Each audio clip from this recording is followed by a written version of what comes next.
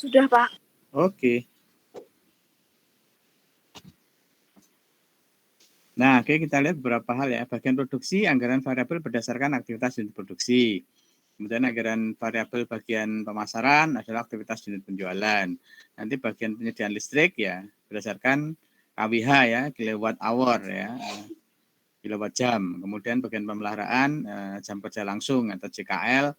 Kemudian untuk penyusunan variabel berdasarkan pada relevan range ya. Kemarin ada interval antara berapa sampai berapa unit gitu. Karena kalau di atas itu berarti akan berubah biaya variabelnya.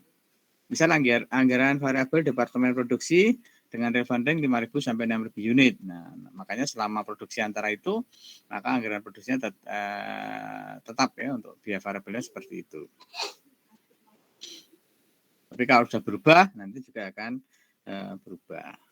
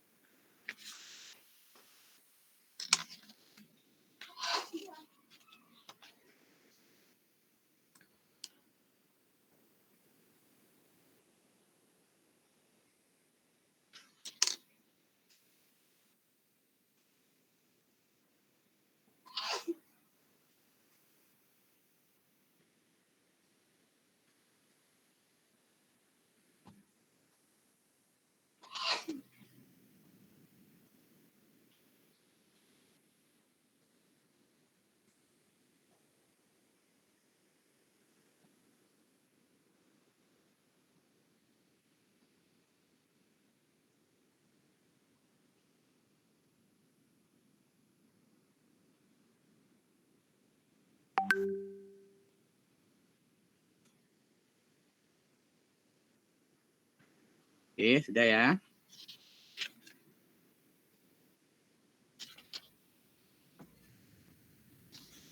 Misalnya contohnya seperti ini ya. Jadi ini bagian produksi PT ABC pada tahun 2021 relevan range produknya ya, produksinya 5.000 sampai 6.000 unit. Ya kan? Nah, kemudian kalau kita lihat distribusi biayanya, material atau bahan bakunya itu biaya variabel ya, 5.000 per unit. Kemudian tenaga kerja langsung itu variabel 2.500 per unit. Depresiasi itu tetap ya, T itu tetap 3 juta. Kemudian bahan penolong itu variabel Rp500 per unit. Gaji pegawai tetap ya 1.500. Kemudian biaya pemeliharaan itu semi variabel.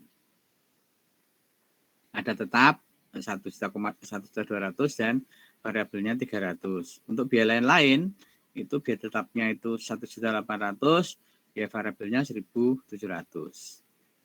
Ya, kemudian kita jumlah biaya tetapnya menjadi 7.500, kemudian biaya variabelnya 10 juta. Oke, silakan di screenshot.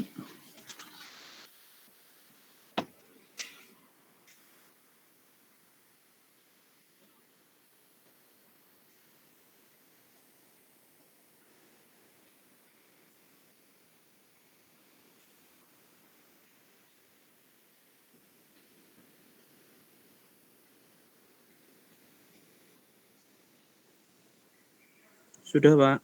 Oke.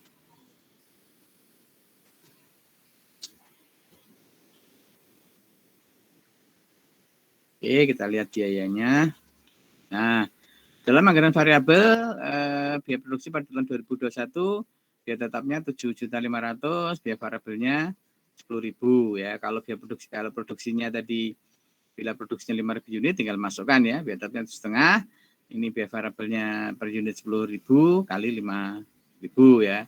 Jadi total biayanya adalah 57.500.000. Oke, itu contoh ya bagaimana memisahkan antara biaya tetap dan biaya variabel sehingga bermanfaat untuk pengambilan keputusan ya. Nanti kita lihat contohnya di BEP ya. Jadi ini akan kita terapkan di BEP bagaimana kemudian manfaat dari pemilahan ya biaya semi variabel menjadi biaya variabel dan biaya tetap ya. Jadi kita akan gunakan di konsep BEP. Nanti BEP kita gunakan untuk pengambilan keputusan.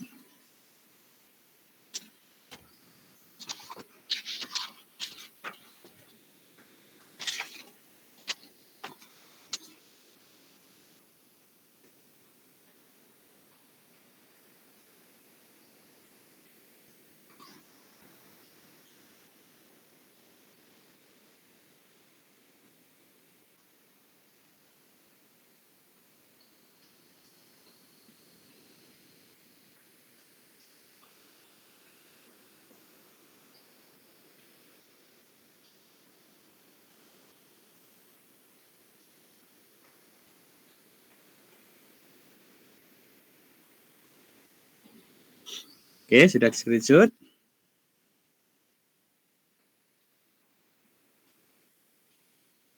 Sudah, Pak. Oke.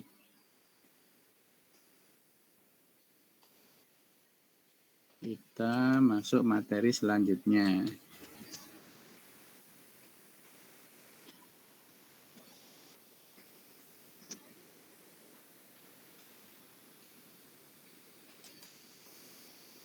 Iya, jadi hari ini minggu ke-14.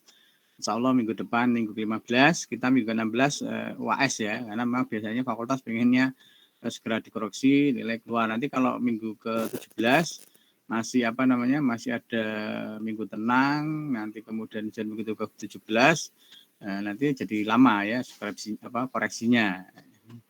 Biasanya fakultas pengen segera diumumkan nilainya ya. Tolong yang serius ya, belajar serius ya, doa ya.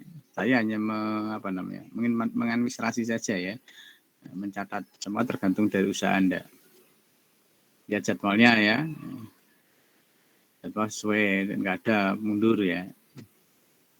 Ini belajar disiplin, karena kalau Anda tidak disiplin, nggak terbiasa disiplin, nanti jadi masalah ya. Seperti beberapa waktu yang lalu ada anaknya teman itu lupa ya, dia tes di satu perusahaan organisasi, dia lupa keliru jadwal, akhirnya dia gagal, misalnya seperti itu. Jadi jangan sampai terjadi, karena biasanya orang yang nyantai gitu ya, yang seenaknya sendiri, akhirnya nanti kesulitan.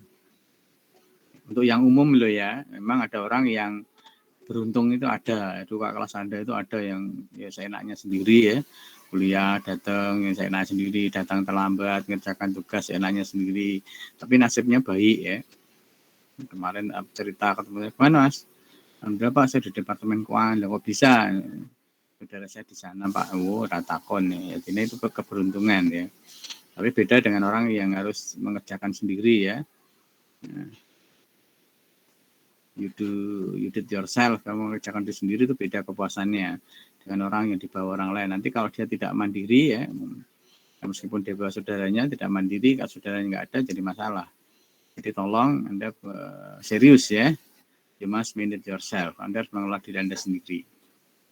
Ya, Anda disiplin. Saya sebagai dosen hanya mengingatkan ya, it depends on you, semua tergantung Anda sendiri ya. Nasihat-nasihat ini saya berikan karena untuk kepentingan Anda sendiri ya. Meskipun kita beda beda generasi, beda usia, tapi yang namanya disiplin itu penting ya, serius ya, keseriusan itu juga penting ya. Oke, kita lanjutkan dengan materi break-even point ya. Jadi relevan sekali dengan apa yang kita sampaikan kemarin dan hari ini tentang kita mencoba memilah ya mana biaya tetap dan biaya variabel, karena pemilahan biaya tetap dan biaya variabel itu penting untuk pengambilan keputusan di break-even point. Padahal Anda tahu ya, mulai semester 1 dan seterusnya ketika kita bicara konsep BEP adalah situasi atau keadaan di mana perusahaan tidak untung dan tidak rugi ya, atau impas. Nah, itu menjadi dasar berapa persen harus memproduksi. Kalau di bawah break even berarti rugi, kalau di atasnya kita untung. Ya kan? Nah, itu yang kita review kembali.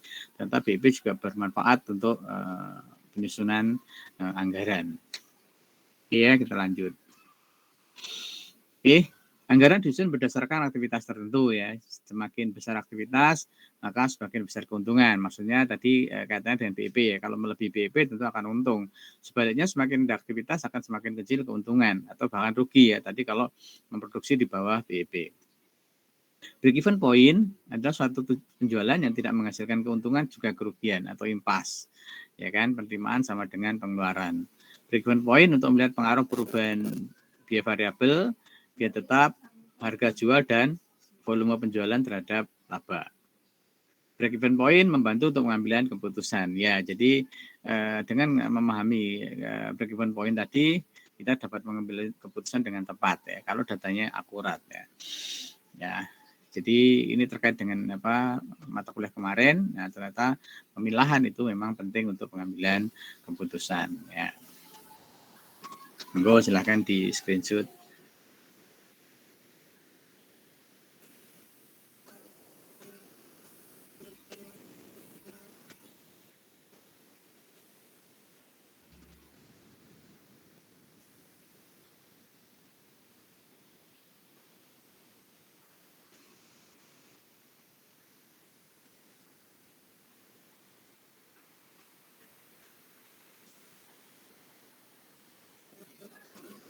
Oke.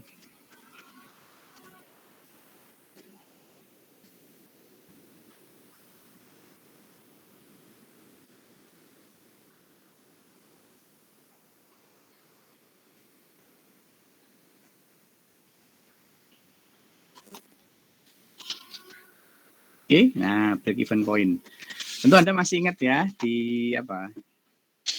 Matematika ya. Dulu matematika siapa yang ngajar?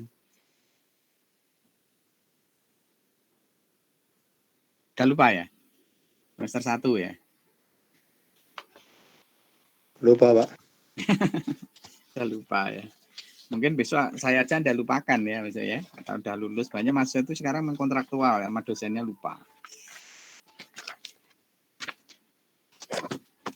Nah, sering lihat mahasiswa misalnya di mall atau di traffic gitu, lihat dosennya itu pura-pura nggak lihat gitu kalau udah lulus ya. Tapi memang ada yang masih ingat saya itu ada, atau dosen yang lain lah. Jadi mungkin nilai yang diingat kan mungkin ya nilainya bagus ya, yang nilainya jelek nggak diingat ya. Padahal nilai itu pencerminan dari apa yang Anda lakukan sebetulnya. Oke, jadi masih Anda ingat ya bahwa yang namanya break even point adalah pendapatan sama dengan pengeluaran ya. BP bisa dalam bentuk kuantitas maupun dalam bentuk rupiah. Anda masih ingat dulu bahwa namanya BP adalah pendapatan ya, total revenue sama dengan total cost kan. Ya. Maka total revenue adalah P kali Q ya, price kali quantity. Sementara ini TFC atau FC sama aja ya, total fixed cost maupun AVC dengan VC sama aja. Jadi ada yang menggunakan rumus ini ya, TVC plus AVC kali Q ya kan, ya enggak? Yang namanya total cost adalah biaya tetap dan biaya variabel. Kemudian ada dua sisi tuh biasanya di matematika itu, oh ini ada yang mengandung variabel yang sama dijadikan satu kan, nah, PQ sama dengan AVC. Kemudian ini ada variabel yang sama Q-nya dikeluarkan, P min AVC sama dengan TFC. Maka Q quantity ya, Q dalam bentuk rupiah, Q dalam bentuk kuantitas sama dengan TFC atau fixed cost ya, TFC atau FC dibagi dengan P min AVC, ya kan? Jadi BEP dalam kuantitas pembagian antara biaya tetap dengan harga dikurangi variable cost ya. Nanti ada margin ya, kontribusi margin.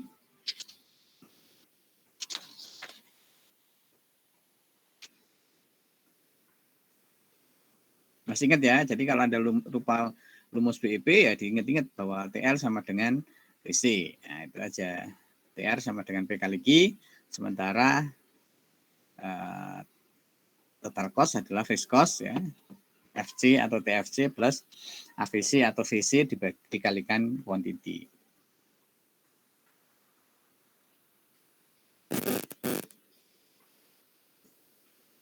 Atau biar lebih ini kecil aja ya. Ini kecil juga.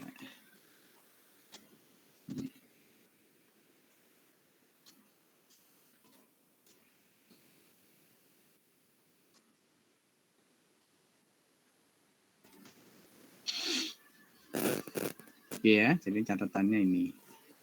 Oke, jelas ya. Nah, kalau mau dalam bentuk rupiah sebetulnya langsung aja dikalikan dengan P ya. Nanti ketemu quantity ini dikalikan P sama saja sebetulnya. Ya, tapi kalau ingin rumus yang lebih detail ya, Anda bisa berikut ini. Sudah di screenshot ya?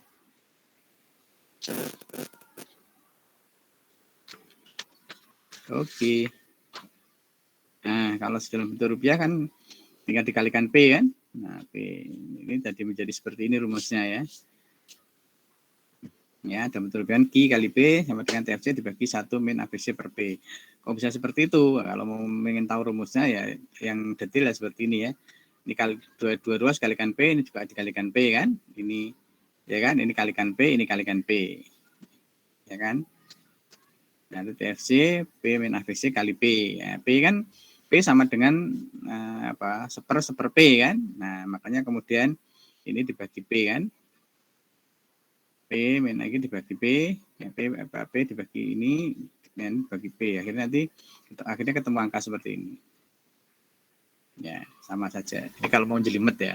Tapi kalau Anda langsung ini dikalikan dikalikan P juga sama. Ini dikalikan P sama dengan dalam bentuk rupiah sama aja. Ini kan kalau rumus yang jelimet ya. ketemunya angka seperti dari mana? Ini kalau Anda ngitung dari sini. Ini kan nanti P per P ya, 1 ya, 1 min AVC per P ya, itu sama aja. Ini kalau mau jelimet ya, Anda mungkin yang suka matematika, udah ada rumus ya dari sini. Tapi kalau main langsung ya sini aja nggak apa-apa.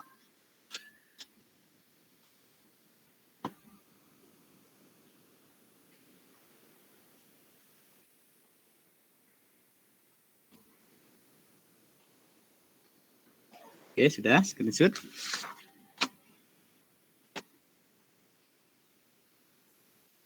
Oke.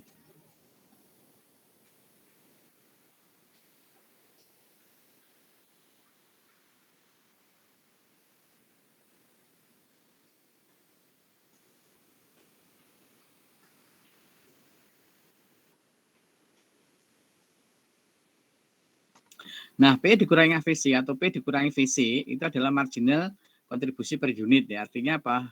Harga di atas biaya variabel berarti sebagian untuk nutup biaya tetap ya. Jadi kalau misalnya kemarin ya contohkan misalnya ada idle capacity ya, jadi kapasitas nganggur di mesin, kemudian ada perusahaan lain yang pesan ya pada Anda selama ya daripada Anda nganggur misalnya kapasitas itu nganggur 30% misalnya. Daripada nganggur selama harga yang dia mau itu melebihi biaya variabel itu silakan diambil kesempatan. Ya memang rugi, tapi kerugian lebih kecil dibandingkan Anda biarkan kapasitas itu nganggur. Ya, contohnya seperti itu. Jadi selama harga tadi bisa melebihi variable cost, bisa untuk sebagian fixed cost itu nggak apa-apa. Rugi tapi lebih bagus dibandingkan Anda biarkan kapasitas itu nganggur. Kemudian 1 min AVC per P itu adalah rasio marginal laba. Ya kan? Itu namanya definisi ya atau maknanya itu. Nah, tadi kenapa saya bagi ini ya P misalnya 5. Kalau 1/5 kan sama dengan 5 kan. Jadi rumus yang ini tadi ini tadi ya. Ini ya, ini kan P sama dengan 1/P itu kan seperti itu. Ya kan 5 sama dengan 1/1/5. 1 bagi 0,2 nah 5 juga kan gitu. Kemudian misalnya ini biaya tetapnya 20.000, harga jual per unit Rp15 per unit, rata-rata biaya variabel per unit Rp6. Nah, kita hitung nanti BEP-nya berapa.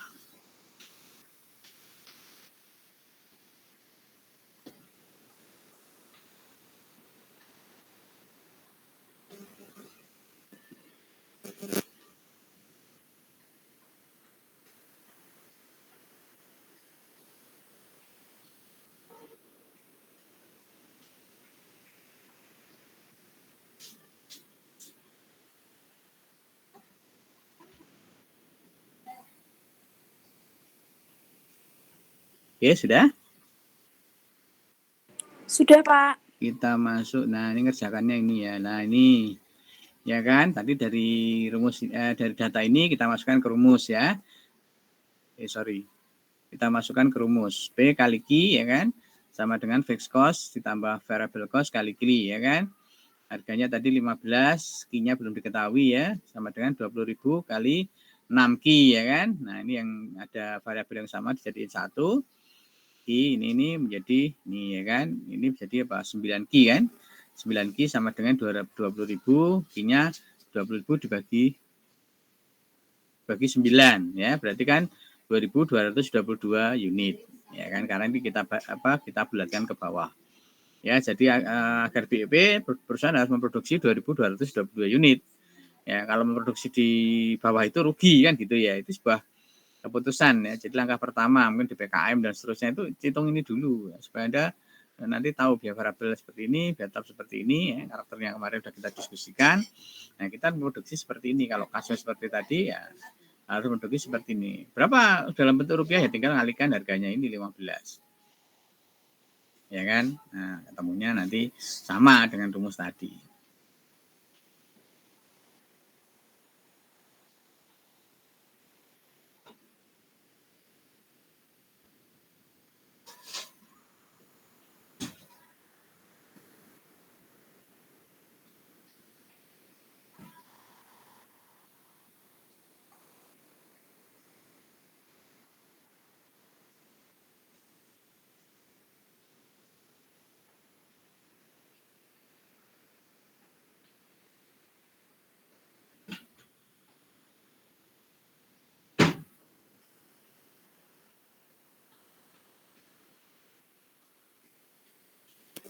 Oke, sudah ya. Kita masuk ke yang rupiah. Nah, yang rupiah kalau masukkan rumus tadi ya, I kali P, ya kan?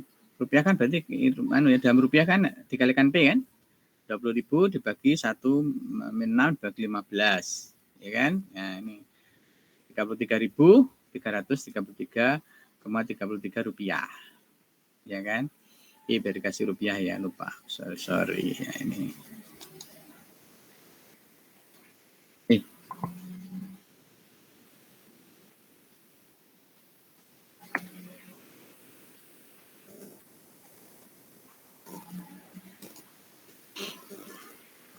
Ya, 33.000. Oh, belum dikasih titik ya. Nah,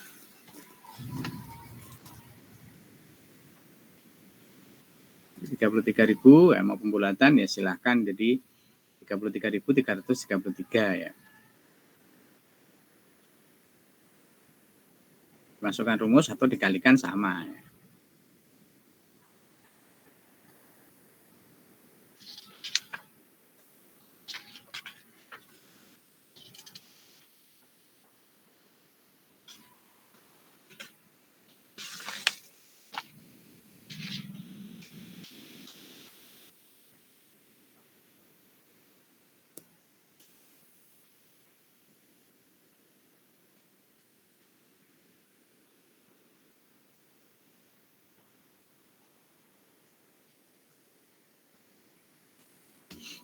Oke, kita lanjut ke contoh lain ya. Contoh lain, jadi anggaran penjualan tahun 2021 1000 unit ya. A 7.000 ya, harganya 7.000. Ya kan? Anggaran biaya produksinya berapa? Untuk 1000 unit ya, anggaran biaya produksi untuk 1000 unit, biaya material atau bahan bakunya yang variable cost 2 juta, kemudian biaya tenaga kerja langsung untuk variable cost 1 juta, BOP tetap 500.000, BOP variabel 1,5 juta. Kemudian anggaran biaya non produksi yang biaya non produksi 1000 unit tadi, biaya variabelnya 500.000 dan biaya tetap 500.000. Nah, nanti dari sini baru kita pilah ya mana yang tetap, mana yang variabel, sehingga nanti kita bisa tahu berapa BEP-nya.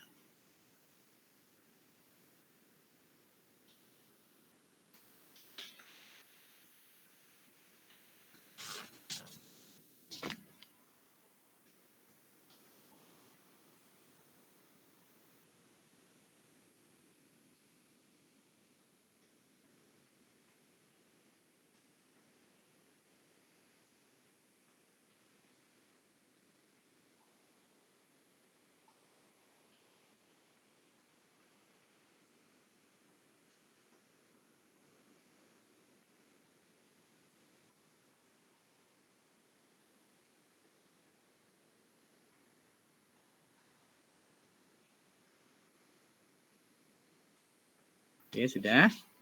Kita lihat BEP-nya ya. Oke, kita lihat BEP-nya. Oke, BEP kita pilih dulu ya. Yang fixed cost atau total fixed cost ya, fixed cost produksi 500, non produksi 500 ya, 500.000 sehingga dijumlah 1 juta. Sementara yang total yang variable cost-nya ya 4,5 juta, yang produksi dan non produksinya 500 sehingga totalnya berapa? 5 juta ya kan. Lalu biaya variabel per unitnya berapa? Ya 5 juta dibagi 1000 unit ya, berarti 5.000 rupiah.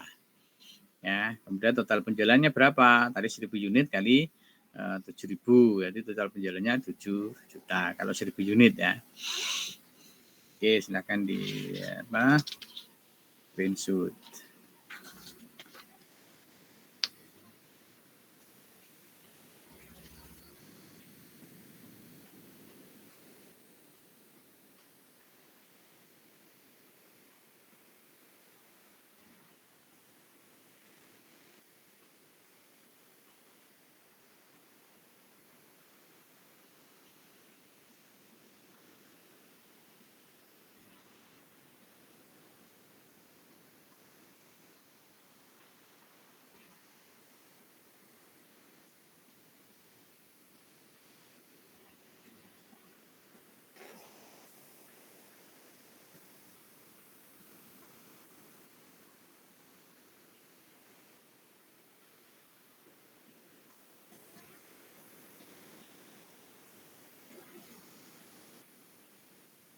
Oke, sudah.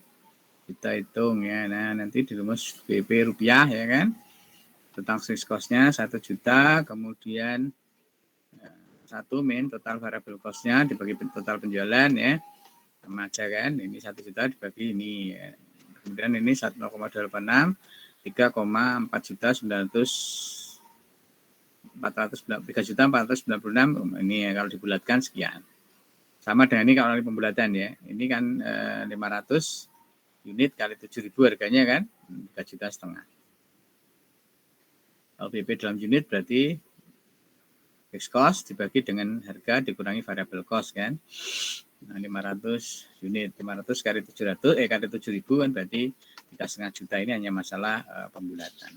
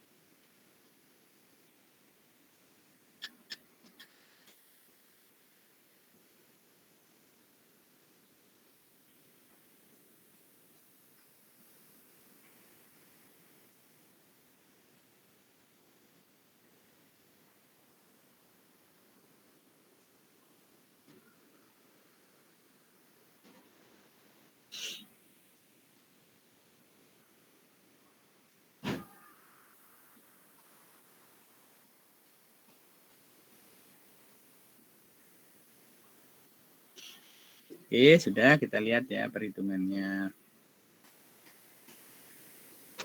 Nih, jadi perhitungan laba rugi ya. Jadi penjualan pada saat 500 ya ini.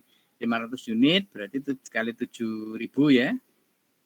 Berarti 3,5 juta. Berarti biaya variabelnya berapa? 500 kali 5.000. 500 unit kali 5.000 kan tadi biaya variabelnya. Ketemunya 2,5. Jadi biaya penjualan 3,5 dikurangi 2,5 masih ada 1 juta. Jadi kontribusi marginnya ya. Dan ini biasanya untuk nutup biaya tetap. Ya karena biaya tetapnya tadi 1 juta berarti labanya 0. Maka tadi kan betul kan? Kalau penjualan dikurangi divisi semakin besar bisa menutup biaya tetap itu semakin bagus. Daripada Anda biarkan perusahaan menanggung biaya tetap ya. Nanti biaya tetapnya perusahaan nanggung 1 juta misalnya. Ini kalau bisa tertutup dari ini dari kontribusi margin tentu akan lebih menguntungkan ya. Rugi tapi ruginya lebih sedikit dibandingkan dengan Anda biarkan kapasitas tadi nganggur.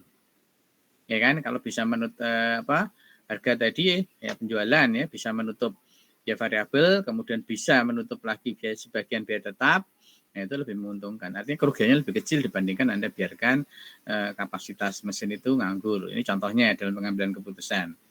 Ya kan ini ada penawaran ini diterima enggak ya selama harganya lebih dari biaya variabel tadi ya bisa menutup sebagian biaya tetap ini ya diambil. Itu contohnya ya. Ini contoh pengambilan keputusan ya. Saya katakan untung dan untung mudah ya. Itu so easy gitu ya. Ini untung mudah. Ini untung, ini rugi bisa. Tapi suatu saat Anda dihadapkan pada ini rugi. Nah, mana yang ruginya lebih kecil. Nah, itu keputusan yang harus dilakukan ya oleh manajemen ya. Karena kalau yang untung rugi itu semua orang bisa ya. Tapi yang di sini harus pakai teori, pakai logika ya kenapa orang harus memutuskan seperti itu.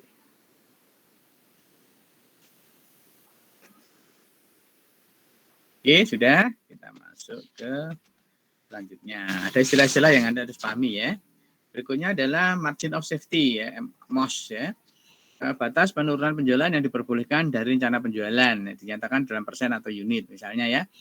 MOS rumusnya adalah rencana penjualan dikurangi BEP dibagi rencana penjualan kali 100%.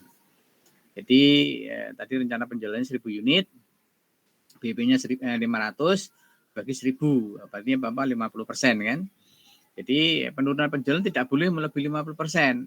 Nah, jika menurun lebih 5%, perusahaan akan rugi. Ya, tadi kan dari 1 juta harusnya cuma maksimal 500 unit kan, artinya BEP. Di bawah itu penurunan lagi di bawah 500 unit berarti rugi. Nah, itu contohnya ya. Ini hal-hal penting yang bisa dipakai untuk pengambilan keputusan ya. Jadi istilah-istilah tertentu yang harus Anda pahami dan juga penting untuk pengambilan keputusan ketika nanti Anda mengambil keputusan ya di suatu organisasi.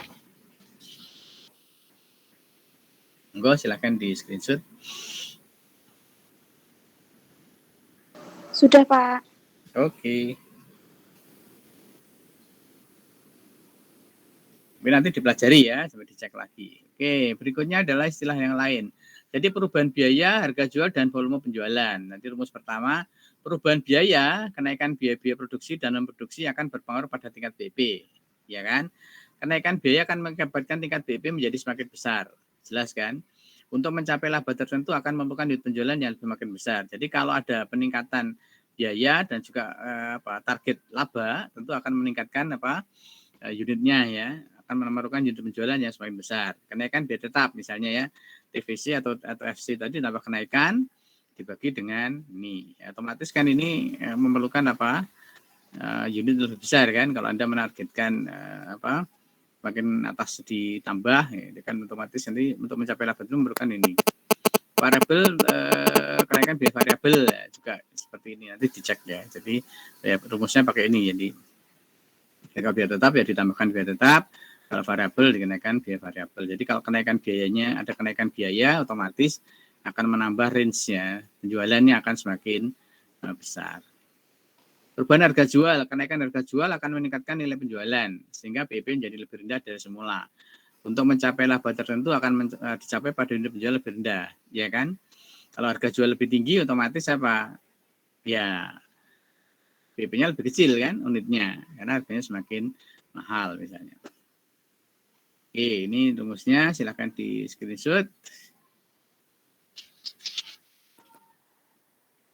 Boleh lihat yang sebelumnya, Pak. Yang mana? Ini? Ini? Yang mana? Ya, ini? Pak. Bukan. Oke. Yang itu tadi sebelum. Ini? Iya, Pak. Oh. Oke, sudah, Pak. Oh iya. Ini.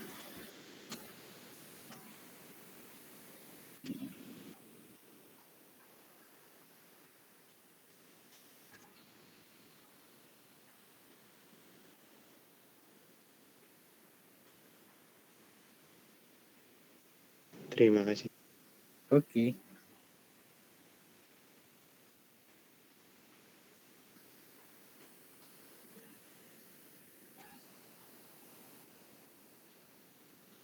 Oke, sudah. Ini yang terakhir ya. Ini rumus yang ketiga, perubahan volume penjualan ya. Perubahan volume penjualan dan akan mengakibatkan perubahan biaya variabel dan nilai perubahan volume penjualan akan mengakibatkan perubahan biaya variabel dan nilai penjualan.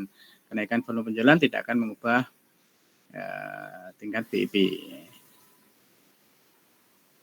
Jadi BIP dan rupiah ini ya, ini kenaikan biaya variabel, ini kemudian kenaikan penjualan.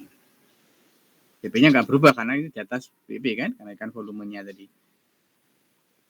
Oke, saya kira itu ya yang bisa saya sampaikan di pertemuan kali ini ya.